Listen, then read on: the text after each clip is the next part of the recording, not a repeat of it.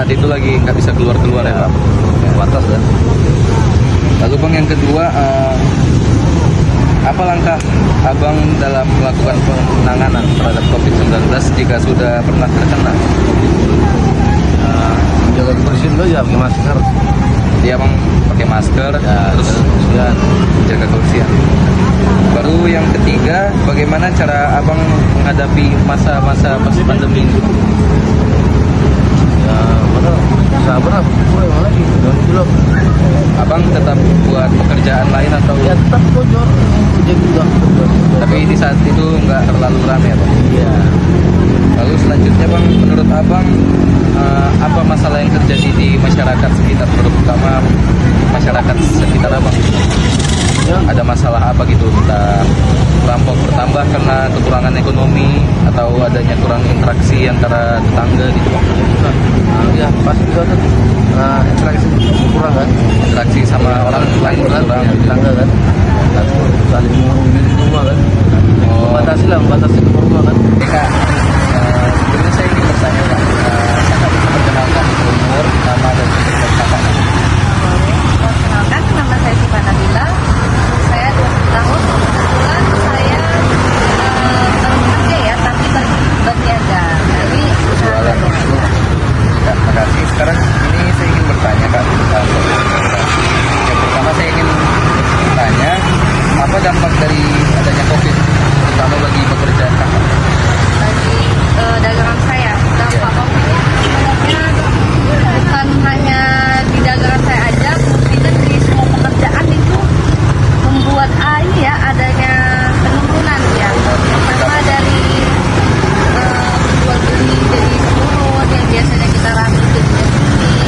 Yang kedua itu disebabkan karena masyarakat dibatasi untuk keluar dan banyak syarat-syaratnya gitu, harus pakai masker. Jadi kan orang lebih memilih, oh udah kita ini aja, GoFood aja, Gojek aja gitu. Nggak usah datang langsung ke Iya. tempat. Ya, Kak. Lalu yang kedua, apa langkah awal Kakak jika Kakak sudah pernah terjadi seperti itu? Jika sudah pernah. Langkah yang saya ambil ya pastinya saya bakal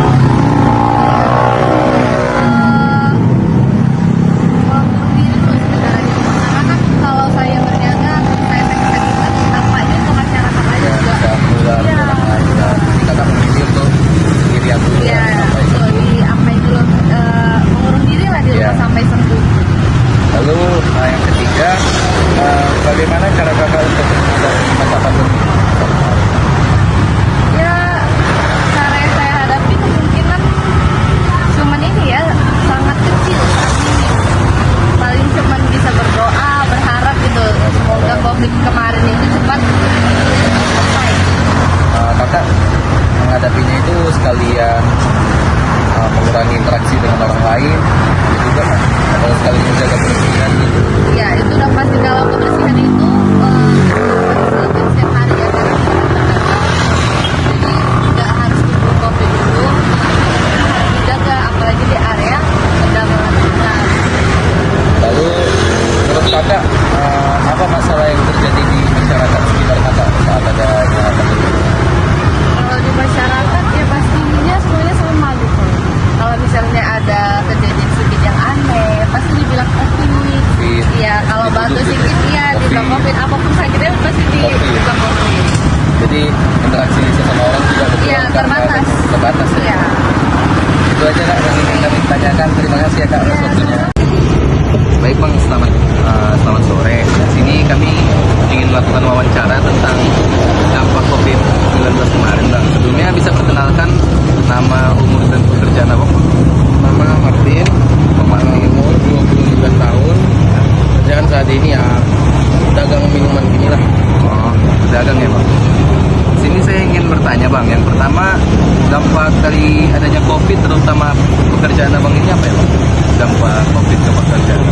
Kebetulan pada saat COVID kerja, Ya, Bang. dampaknya pada saat itu ya apa lah ya, karena dirumahkan gitu, jadi Kurang pendapatan Bang. berhenti bekerja jadinya, jadi nggak kerja lagi, jadi pengangguran dalam beberapa bulan gitu lah. Jadi pengaruh untuk pendapatan lah. Pendapatan banyak ya Bang. Lalu yang kedua Bang, kami ingin bertanya tentang apa langkah awal Abang jika sudah pernah terkena COVID-19? vaksin ya. Jadi ngikuti vaksin lah sembari nyari kerja gitu. Setelah itu dapat kerjaan pun tetap ngikuti vaksin juga kan. Tetap mengikuti protokol kesehatan. Nah, ya. Terima kasih Bang. Selanjutnya yang ketiga, bagaimana cara Abang menghadapi masa pandemi kemarin Bang?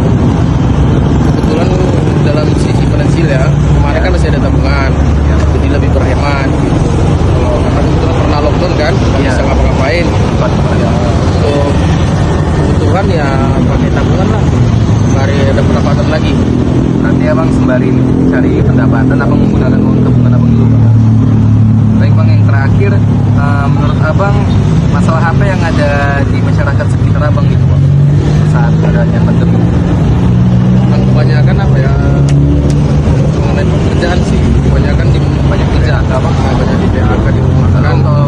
misal berinteraksi dengan masyarakat apa berkurang saat pandemi? Kalau di sekitar, kalau berkurang nggak, tetap seperti biasa, berarti kayak biasa. jadi jaga jarak aja gitu. Berarti tetap jaga jarak, memang tidak mengurangi interaksi Ya, sosial. misalnya berbicara apa gitu kan, tetap jaga jarak. Itu aja pertanyaan kami Bang. Terima kasih atas waktunya Bang. Ya. Selamat siang Kak. Siang Kak. Oke, izin wawancara ya Kak. Kalau boleh tahu nama Kakak siapa? Apriliani. Oke. Jadi Kak, saya di sini ingin mewawancari Kakak seputar COVID-19 ya. Jadi menurut Kakak dampak dari COVID-19 itu terhadap Kakak itu apa aja? Dampaknya itu banyak sih, kayak jualan itu terhambat gitu. Jadi semua orang itu harus dirumahkan gitu Iya. karena COVID itu. Oke. Kalau boleh tahu Kakak pernah kena COVID-19 nggak? Oh, kalau itu tidak. Penanganan Kakak supaya nggak kena COVID-19 itu apa aja kira-kira Kak? Bagiku ya, mengikuti peraturan semualah yang dari dokter, dari berbagai macam Kayak ya. vaksin Iya, gitu ya? vaksin. Oke Kak, terima kasih ya Kak. Oke, Kak. Selamat siang Bu. Siang, Di sini boleh nggak saya mewawancarai Ibu? boleh? Oke.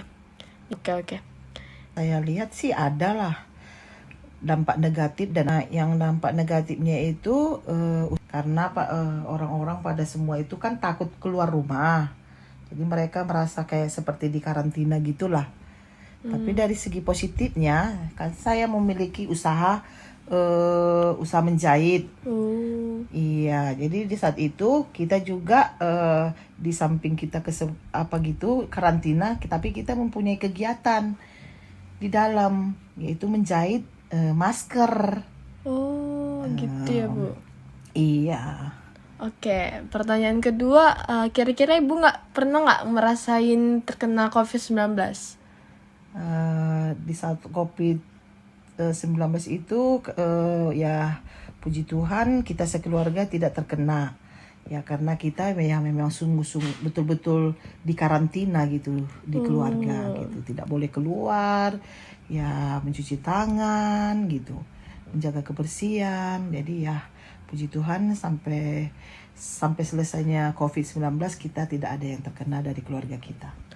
Oke, makasih ya Bu. Oke. Hai Denis. Jadi pada hari ini aku mau nanya nih, ada 4 pertanyaan. Ini mengenai tentang COVID-19.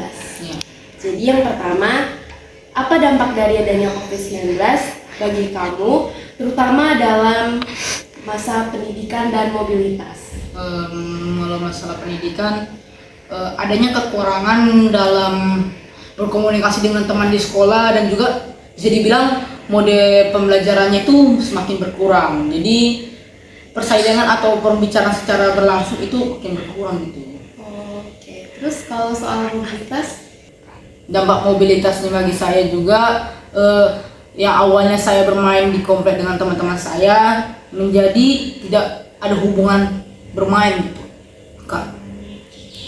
Lalu untuk pertanyaan nomor 2, apa langkah awal Anda dalam melakukan penanganan terhadap COVID-19 jika sudah terdeteksi terkena COVID-19? Kalau masalah seperti begitu, biar tidak menjadinya terdeteksi, kita cukup hanya di rumah menggunakan masker dan menjaga jarak dengan orang tua, Ya karena pribadi saya sendiri, orang tua itu saya itu sebagai perawat. Ya orang tua saya itu sebagai perawat itu di rumah sakit sebagai saya bilang ICU. Jadi banyaklah jangkitan COVID. Jadi saya itu harus mesti berjaga jarak dengan orang tua saya sendiri. Lalu untuk pertanyaan yang ketiga, bagaimana cara Anda untuk menghadapi masa pandemi ini? Seperti dalam pertanyaan Anda yang bagian kedua, di situ caranya sama, berjaga jarak, dan mungkin kita berkenan dengan mencuci tangan, memberi hand sanitizer, dan juga menggunakan masker dan berjaga jarak kepada orang lain, biar masalah pandemi tidak terjangkit pada kita sendiri. Lalu ini pertanyaan terakhir nih. Menurut Anda, gejala sosial apa yang terjadi di lingkungan Anda pada saat terjadinya masa pandemi tersebut? Kalau dalam bentuk sosial ya, saya itu kan tinggalnya di komplek ya. Jadi di masa komplek itu seperti pada pertanyaan pertama, saya itu kan di komplek ada kawan saya sendiri, dan dalam bermain itu kami itu sering bermain, dan pada tahun 2020 ini adanya pandemi, hubungan antar bermain itu berkurang dan komunikasi pun makin berkurang. Jadi dengan bisa dibilang perkenalan atau perlupaan pun akan terjadi, bisa mau. Kasih ya. Permisi Kak, boleh nggak saya wawancara tentang topiknya tentang COVID-19? Boleh. Oke, makasih ya Kak. Untuk pertanyaan pertama, apa sih dampak dari adanya COVID-19 bagi Kakak, terutama dalam pekerjaan dan mobilitas? Pandemi COVID-19 tidak mempengaruhi pekerjaan atau mobilitas secara langsung. Namun dampaknya terhadap masyarakat secara keseluruhan telah mempengaruhi banyak aspek kehidupan sehari-hari, termasuk cara orang berinteraksi dengan teknologi. Oke, terima kasih Kak. Untuk pertanyaan selanjutnya, apa sih langkah awal Kakak dalam melakukan penanganan terhadap COVID-19 jika udah terdeteksi terkena COVID? Jika saya terdeteksi terkena COVID-19, langkah awalnya akan mencakup mengisolasi diri agar tidak menularkan virus kepada orang lain. Selanjutnya, saya akan mencari saran medis dari ahli kesehatan terkait tindakan yang perlu diambil beserta gejala dan kondisi saya. Oke, untuk yang selanjutnya, menurut Kakak, bagaimana cara Kakak untuk menghadapi masa pandemi ini?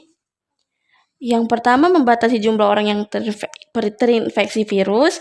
Yang kedua, melengkapi keluarga dengan perlengkapan penting dalam keadaan darurat. Yang ketiga, membatasi diri dari tempat maupun acara-acara besar yang dapat menjadi lokasi infeksi virus menyebar. Oke Kak, pertanyaan yang terakhir, menurut Kakak, gejala sosial apa yang terjadi di lingkungan Kakak pada saat terjadi masa pandemi ini?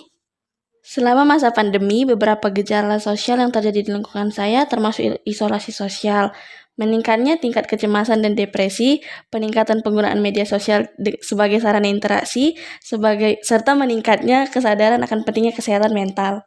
Oke, makasih banyak ya Kak. Iya, sama-sama.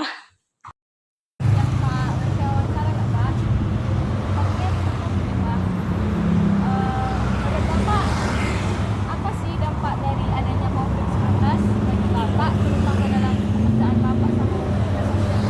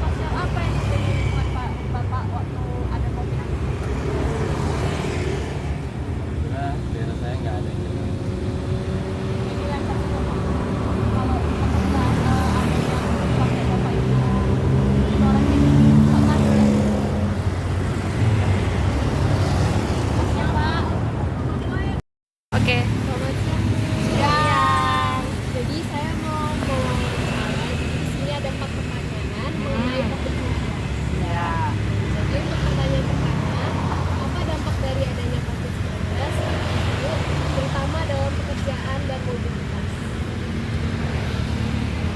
Kalau pekerjaan sama apanya itu ya kayak mana ya kita Terhambat lah semenjak adanya COVID. Dampak-dampaknya nggak bisa kerja ya kan, mau keluar kan payah, nggak rame-rame itu nggak bisa. Kita juga penyakitnya kan, jadi di rumah aja lah. Dampaknya itulah susah lah jadi cari makan. Lalu untuk mobilitas itu seperti pergerakan. Jadi yang contohnya seperti sebelum adanya COVID yang ibu sering berkumpul bersama ibu-ibu lain. Ya keseringan jadi di rumah lah. Maksudnya jarang keluar kan. Kan terbatas jadi sudah adanya COVID. Mau keluar pun takut juga ya. Pekerjaan pun ya kayak mana di luaran mau kerja apa nggak bisa. Babu-babu pun nggak bisa kan. Ya di rumah aja lah, paling karaokean. Lalu pertanyaan kedua Bu, apa langkah awal Ibu dalam melakukan penanganan terhadap COVID-19 jika sudah terdeteksi kena? Kalau memang ya kalau orang kita sebagai ibu rumah tangga ya kami di rumah aja kan gitu. Apa mandiri apa namanya tuh? Apa mandiri? Apa isolasi diri? Isolasi mandiri. Mau keluar kan ada, kalau di rumah sakit kan mungkin kalau ada biaya. Iya. Isolasi mandiri aja di rumah. Lebih mudah. Untuk pertanyaan ketiga, bagaimana cara Ibu untuk menghadapi masa pandemi? Kemarin begitu. Ntar ya mau Yang di rumah paling nonton gitu aja lah ya kan, keluar-keluar nggak bisa. Kok semenjak ada COVID macam orang gila aja lah di rumah. Beraktivitas nggak bisa, keluar nggak bisa kan terbatas. Nggak maksudnya nggak boleh ketemu orang itu banyak kan, terbatas. Lalu untuk pertanyaan terakhir, apa gejala sosial yang terjadi di lingkungan Ibu pada saat terjadinya masa pandemi tersebut? Kalau gejala sosial itu seperti sama aja Bu, yang kayak apa ya? Kalau di komplek ibu apa gitu Bu yang terjadi Bu? Kayak misalkan Misalnya ada kesenjangan sosial, Iya. masyarakat kan diam di rumah, jadi jarang ketemu gitu.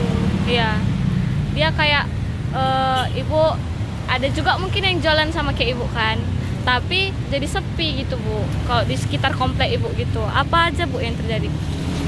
Jarang lah berjumpa tetangga, mengurung diri di rumah aja ya kan. Iya. Bersosialisasi pun awak nggak bisa ya kan, pasti orang takut-takut. Apalagi kalau udah kena pilek sedikit pasti orang udah menghindar kan. Iya. Dikit Udah takut mesti dia dibilang kan udah COVID. kena COVID. Ujung-ujungnya itulah apa namanya tuh yang suntik-suntik itu apa namanya tuh? Oh, vaksin. Nah, vaksin. Aku sampai ke vaksin 3 loh. Oke Bu, terima kasih. Iya sama-sama.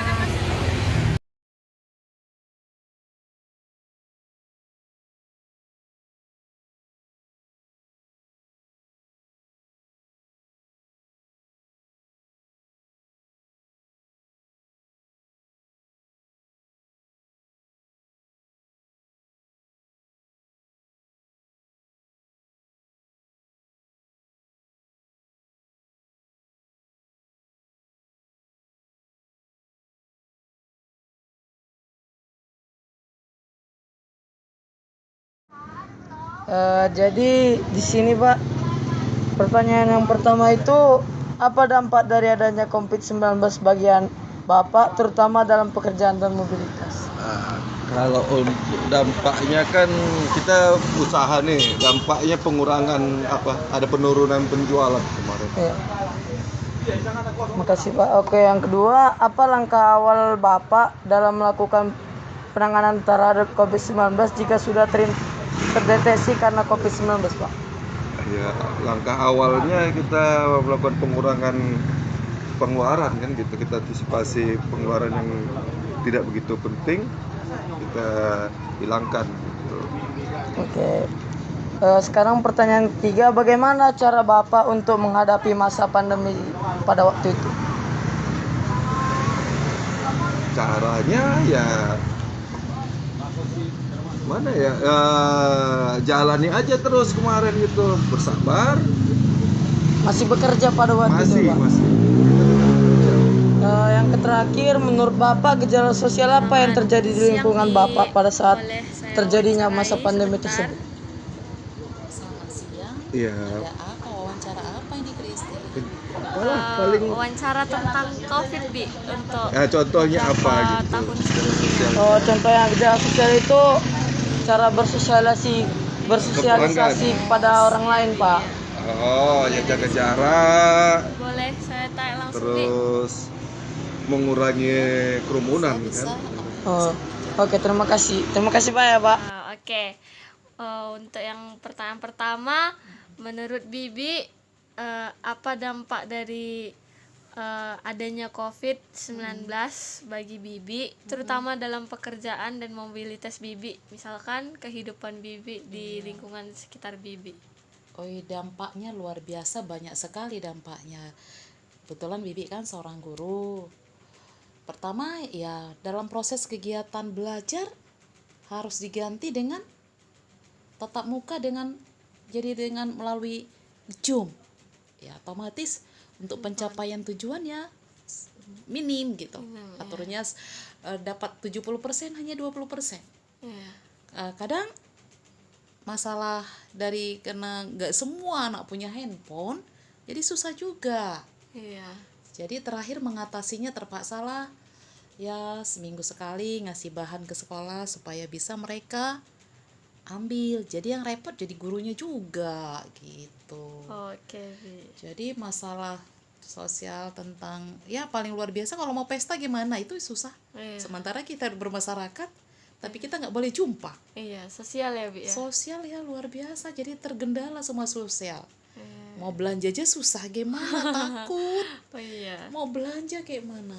Lihat setiap orang lihat takut gitu, takut kena virus. Akhirnya muncul kecemasan. Tapi untuk itu ya tetap diatasi. Kebetulan Bibi selama masa Covid nggak terkena lah.